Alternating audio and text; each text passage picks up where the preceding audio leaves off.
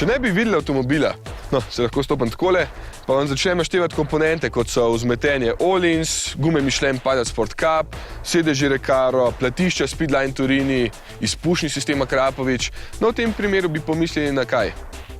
Na dirkalnik. No, pa je samo Renault Megane RS Trophy. Samo.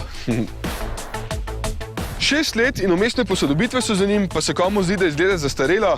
Ne tako. Avto je res atraktiven, sploh v tej barvi, ki stane 1700 €.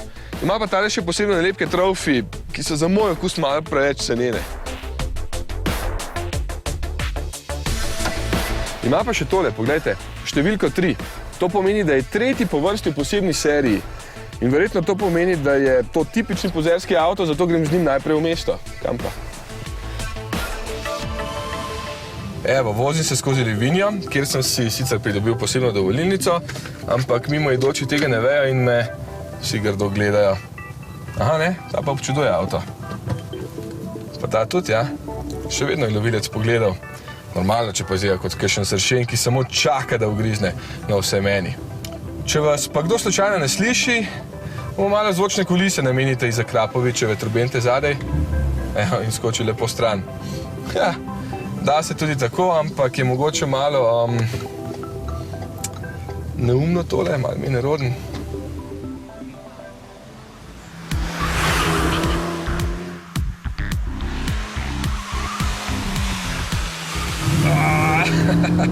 To je bolj pametno, ja, brez glavo divjanja po cesti.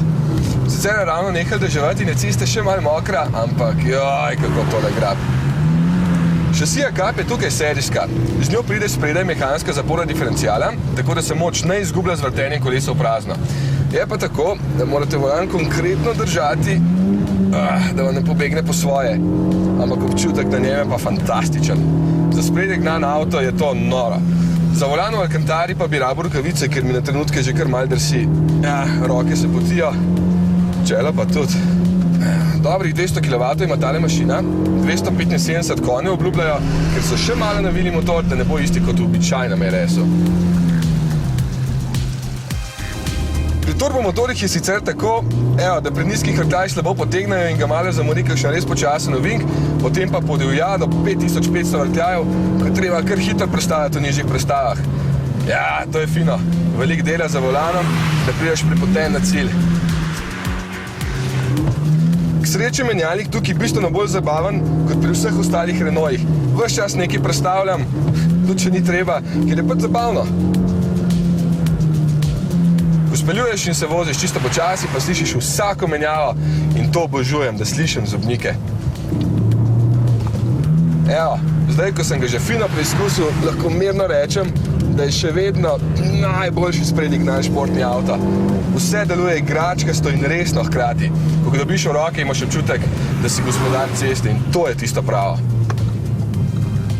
Najbolj me preseneča, kako noro se nos potopi v ovinek. Res redko drsi naravnost. Enostavno priletiš v ovinek, malo zaviraš, zaviješ in veš, da bo šlo. Ko se takole preganjam, v bistvu vidim edino pomanjkljivost v zavorah. Prehitro se pregrejejo, mislim se pri vseh avtomobilih ob taki vožnji, ampak v bistvu so zavore edine, ki te ovirajo pri še hitrejši vožnji. In če je bila kakšna opcija, da lahko na seznamu dodatne opreme izbere še boljše, bi bila to prva izbira. Tako kot Öhlinsovo vzmetenje, ki ga ta model sicer nima, in zato stane s popustom samo 34 €. Samo, ja.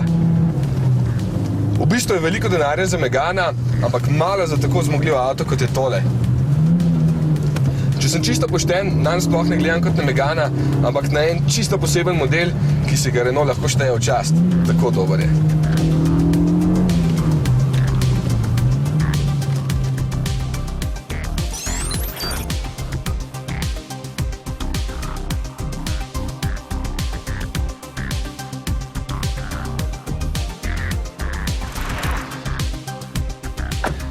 Še vedno pa je to v osnovi Megane s 3 vrati, kar pomeni dokaj prostorno in kar kvalitetno sestavljeno kabino.